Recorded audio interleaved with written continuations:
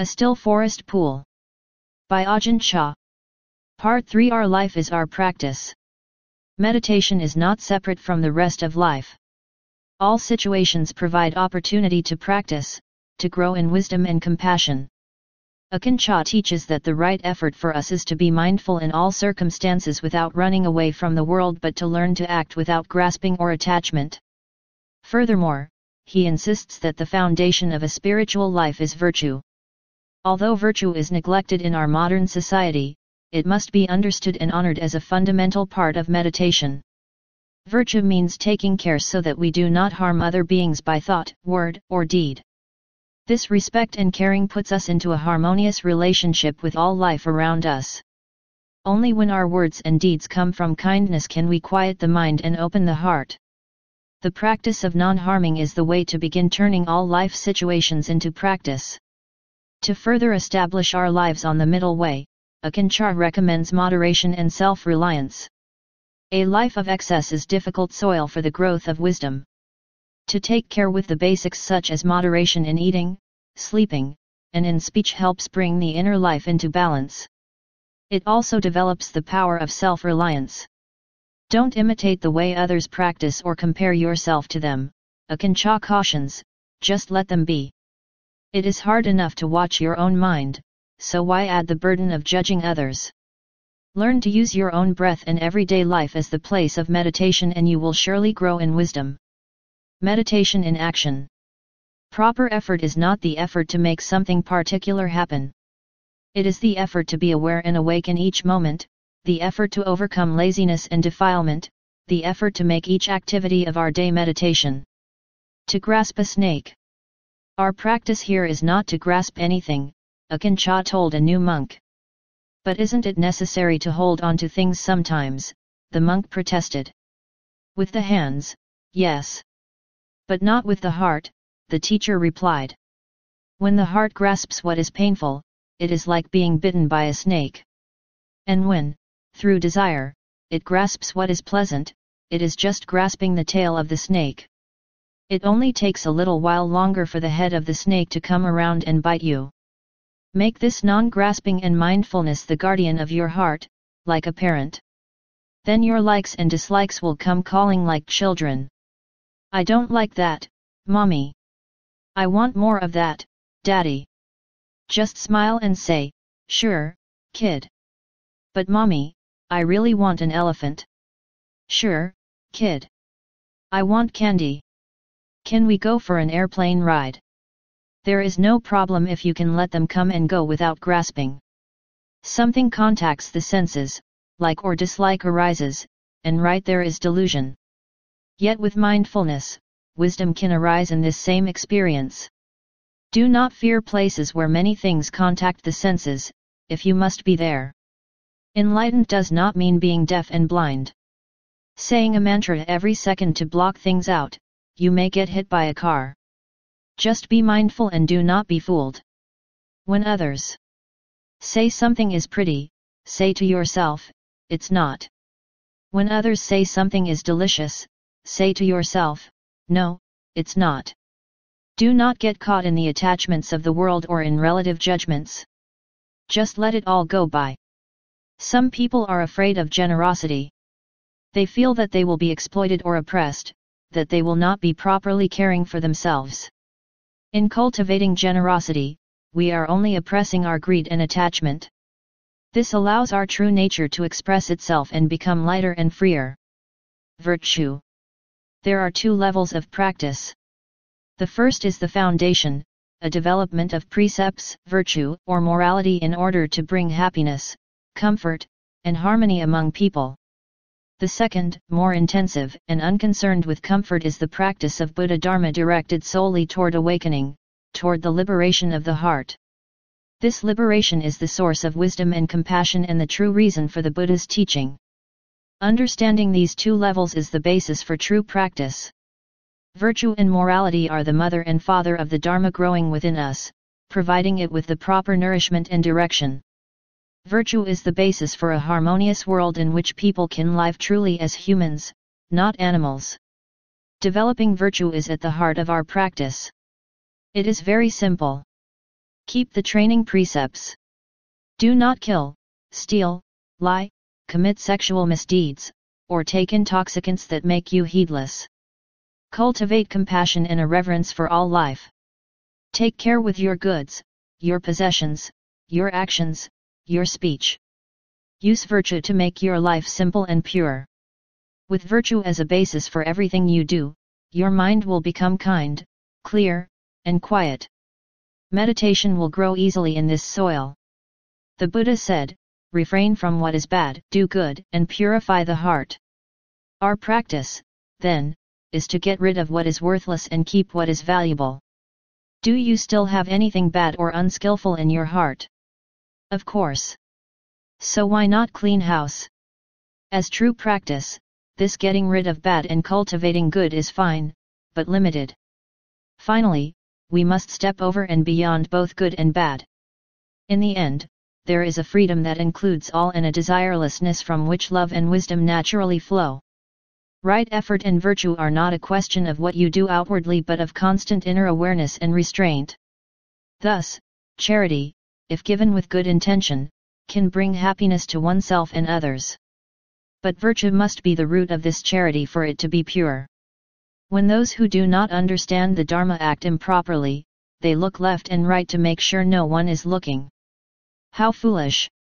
The Buddha, the Dharma, our karma, are always watching. Do you think the Buddha cannot see that far? We never really get away with anything.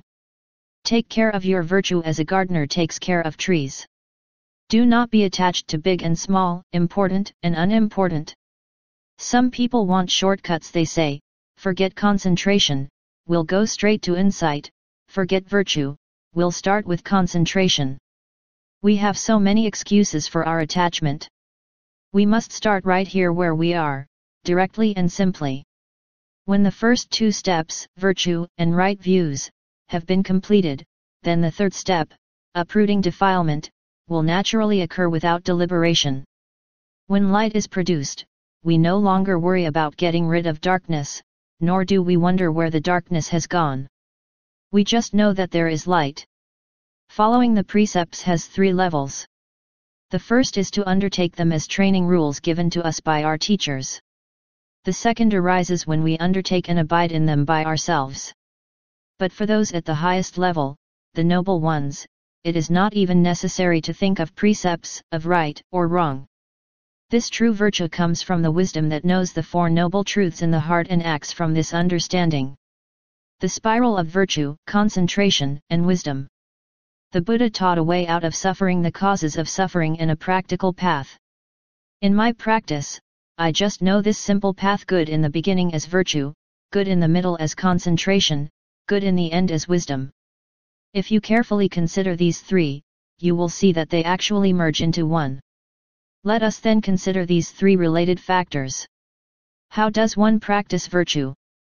Actually, in developing virtue, one must begin with wisdom. Traditionally, we speak of keeping precepts, establishing virtue, first. Yet for virtue to be complete, there must be wisdom to understand the full implications of virtue. To start, you must examine your body and speech, investigating the process of cause and effect. If you contemplate body and speech to see in what ways they can cause harm, you will begin to understand, control, and purify both cause and effect. If you know the characteristics of what is skillful and unskillful in physical and verbal behavior, you already see where to practice in order to give up what is unskillful and do what is good. When you give up wrong and set yourself right, the mind becomes firm, unswerving, concentrated. This concentration limits wavering and doubt as to body and speech. With the mind collected, when forms or sounds come, you can contemplate and see them clearly. By not letting your mind wander, you will see the nature of all experiences according to the truth. When this knowledge is continuous, wisdom arises. Virtue, concentration, and wisdom, then, can be taken together as one.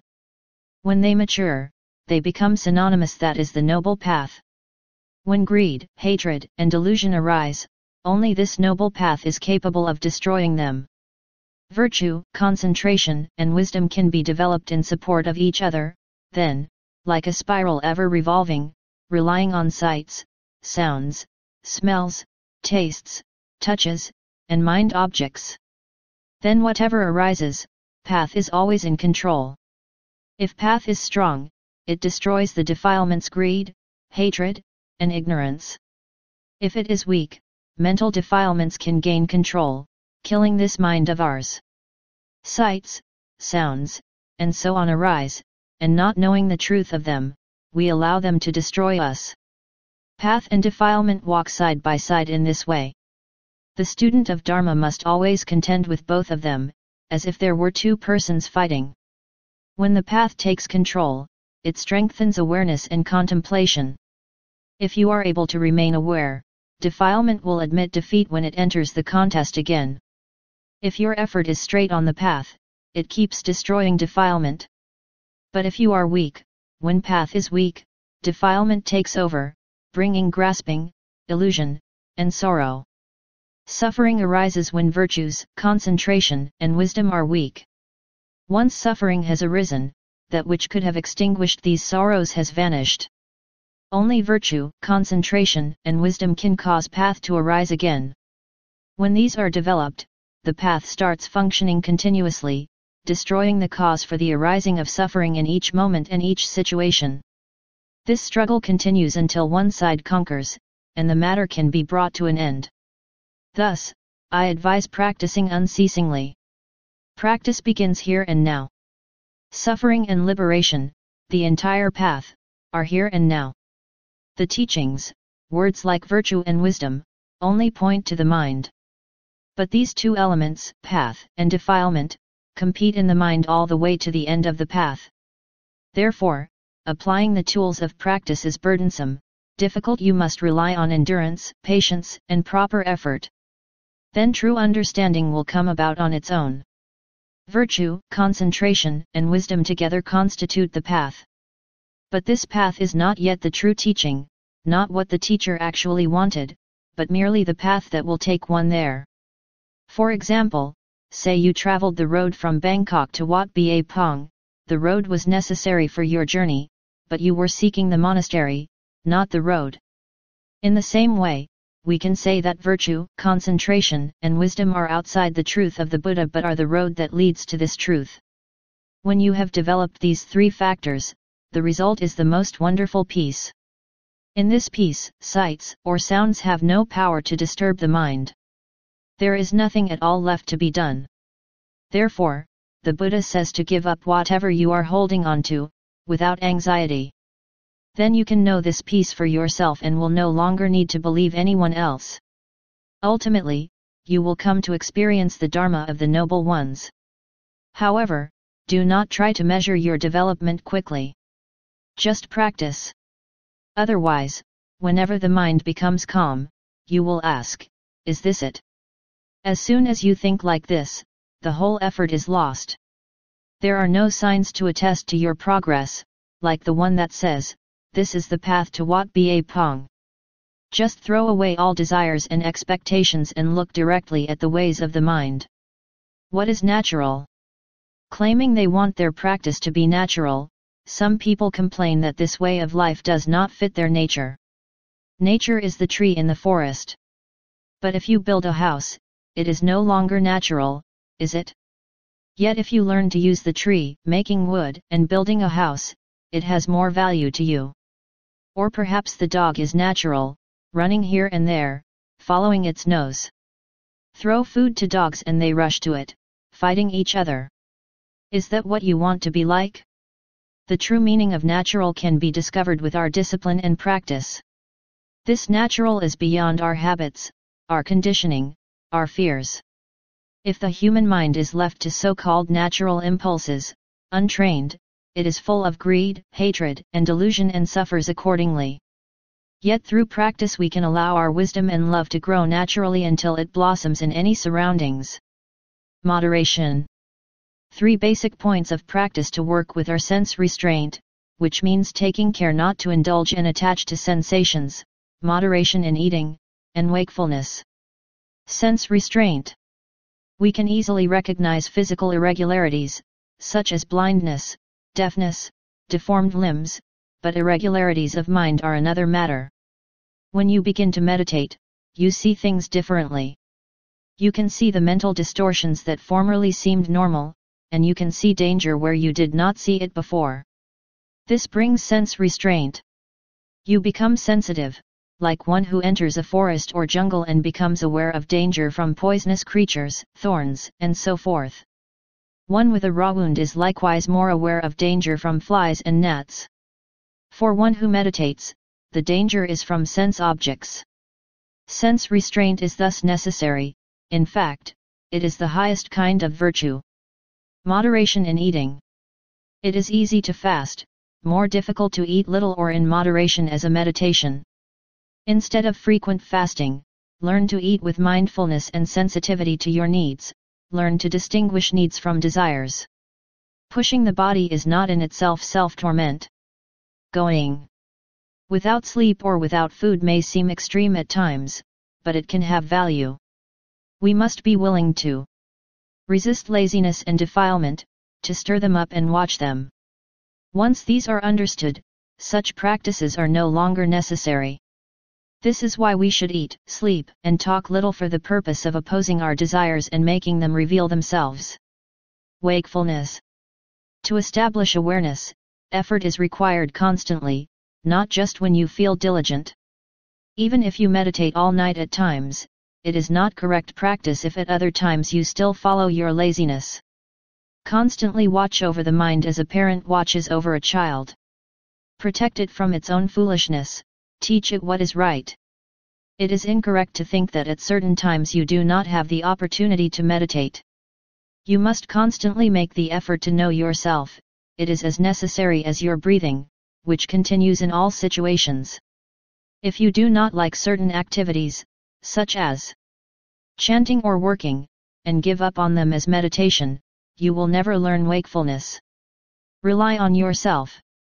The Buddha taught that those who wish to know must realize the truth for themselves. Then it makes no difference whether others criticize or praise you, whatever they say, you will be undisturbed. If a person has no trust in himself, when someone calls him bad, he will feel he is bad accordingly. What a waste of time! If people call you bad, just examine yourself. If they are not correct, just ignore them. If they are correct, learn from them. In either case, why get angry? If you can see things this way, you will really be at peace. There will be nothing wrong, there will be only Dharma. If you really use the tools the Buddha gave us, you need never envy others. Whereas lazy people want to just listen and believe, you will be self-sufficient, able to earn your living by your own efforts. To practice using only your own resources is troublesome because they are your own. You once thought practice was difficult because you were contending, grabbing at others' goods. Then the Buddha taught you to work with your own, and you thought everything would be fine. Now you find that too is difficult, so the Buddha teaches you further. If you cling and grasp at something, it does not matter whose it is. If you reach out and grab a fire in your neighbor's house, the fire will be hot. If you grab a fire in your own house, that, too, will be hot. So don't grab at anything. This is how I practice what is called the direct way. I do not contend with anyone. If you bring scriptures or psychology to argue with me, I will not argue. I will just show you cause and effect, to let you understand the truth of practice. We must all learn to rely on ourselves. Don't imitate. We have to be aware of how people tend to imitate their teachers. They become copies, prints, castings. It is like the story of the king's horse trainer. The old trainer died, so the king hired a new trainer. Unfortunately, this man limped when he walked. New and beautiful horses were brought to him, and he trained them exquisitely to run, to canter, to pull carriages. But each of the new stallions developed a limp. Finally, the king summoned the trainer, and seeing him limp as he entered the court, he understood everything and immediately hired a new trainer. As teachers, you must be aware of the force of the examples you set. And, even more important, as students, you must not follow the image, the outer form, of your teacher. He is pointing you back to your own inner perfection. Take the inner wisdom as your model, and do not imitate his limp. Know yourself, know others. Know your own mind and body, and you will know others as well. One's facial expressions, speech, gestures, actions, all stem from one's state of mind. A Buddha, an enlightened being, can read these because he has experienced and seen with wisdom the states of mind that underlie them, just as wise older people, having passed through childhood, can understand the ways of children. This self-knowledge differs from memory. An old person can be clear inside but fuzzy in regard to external things. Book learning may be very difficult for him, he forgets names and faces, and so on. Maybe he knows very well that he wants a basin, but because of the weakness of his memory, he may ask for a glass instead. If you see states rising and falling in the mind and do not cling to the process, letting go of both happiness and suffering, mental rebirths become shorter and shorter. Letting go, you can even fall into hell states without too much disturbance, because you know the impermanence of them. Through right practice, you allow your old karma to wear itself out. Knowing how things arise and pass away, you can just be aware and let them run their course. It is like having two trees. If you fertilize and water one and do not take care of the other, there is no question which one will grow and which one will die. Let others be. Do not find fault with others. If they behave wrongly, there is no need to make yourself suffer. If you point out to them what is correct and they do not practice accordingly, leave it at that. When the Buddha studied with various teachers, he realized that their ways were lacking, but he did not disparage them. Studying with humility and respect, he benefited from his relationship with them, yet he realized that their systems were not complete. Still, as he had not yet become enlightened, he did not criticize or attempt to teach them. After he found enlightenment, he respectfully remembered those he had studied with and wanted to share his newfound knowledge with them. Real love. Real love is wisdom. What most people think of as love is just an impermanent feeling. If you have a nice taste every day, you will soon get tired of it. In the same way, such love eventually turns into hatred and sorrow. Such worldly happiness involves clinging and is always tied up with suffering, which comes like the policeman following the thief. Nevertheless, we cannot suppress nor forbid such feelings. We just should not cling to or identify with them but should know them for what they are. Then Dharma is present. One loves another, yet eventually the beloved leaves or dies. To lament and think longingly, grasping after that which has changed, is suffering, not love. When we are at one with this truth and no longer need or desire, wisdom and the real love that transcends desire fill our world. Learning through life. Boredom is not a real problem. If we look closely we can see that the mind is always active. Thus, we always have work to do. Relying on yourself to do little things like cleaning up carefully after the meal, doing chores gracefully and mindfully, not banging on kettles helps develop concentration and makes practice easier. It can also indicate to you whether or not you have really established mindfulness or are still getting lost in defilement. You Westerners are generally in a hurry, therefore, you will have greater extremes of happiness, suffering, and defilement. If you practice correctly, the fact that you have to deal with many problems can be a source of deep wisdom later on. Oppose your mind. Consider the Buddha's compassion and skill. He taught us after his own enlightenment.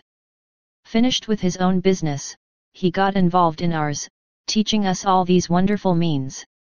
Concerning practice I have followed him, I have made all efforts in seeking, giving up my life to it because I believe in what the Buddha taught that path, fruition, and nirvana exist. But these things are not accidental. They arise from right practice, from right effort, from being bold, daring to train, to think, to adapt, to do. This effort involves opposing your own mind. The Buddha says not to trust the mind because it is defiled, impure, does not yet embody virtue or dharma. In all the different practices we do, we must therefore oppose this mind. When the mind is opposed, it becomes hot and distressed, and we begin to wonder whether we are on the right path.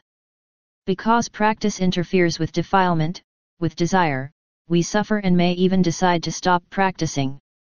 The Buddha, however, taught that this is the correct practice and that defilement, not you, is the one that is inflamed. Naturally, such practice is difficult. Some meditation monks only seek the Dharma according to words and books. Of course, when it is time for study, study according to the text. But when you are fighting with defilement, fight outside the text. If you fight according to a model, you will not be able to stand up to the enemy. The texts only provide an example and can cause you to lose yourself because they are based on memories and concepts. Conceptual thinking creates illusion and embellishment and can take you to the heavens and hells, to the far reaches of imagination, beyond the simple truth here in front of you. If you undertake the training, you will find that at first, physical solitude is important. When you come to live in seclusion, you can think of Sariputta's advice to monks concerning physical seclusion, mental seclusion, and seclusion from defilement and temptation. He taught that physical seclusion is the cause for the arising of mental seclusion, and mental seclusion is the cause for the arising of seclusion from defilement. Of course, if your heart is calm, you can live anywhere, but in first beginning to know Dharma, physical seclusion is invaluable today, or any day. Go and sit far away from the village. Try it, staying alone. Or go to some fearful hilltop by yourself. Then you can begin to know what it is really like to look at yourself. Whether or not there is tranquility, do not be concerned. As long as you are practicing, you are creating right causes and will be able to make use of whatever arises. Do not be afraid that you will not succeed, will not become tranquil. If you practice sincerely, you must grow in Dharma. Those who seek will see, just as those who eat will be satisfied. Just let go. Do everything with a mind that lets go. Do not expect any praise or reward. If you let go a little, you will have a little peace. If you let go a lot, you will have a lot of peace. If you let go completely, you will know complete peace and freedom. Your struggles with the world will have come to an end.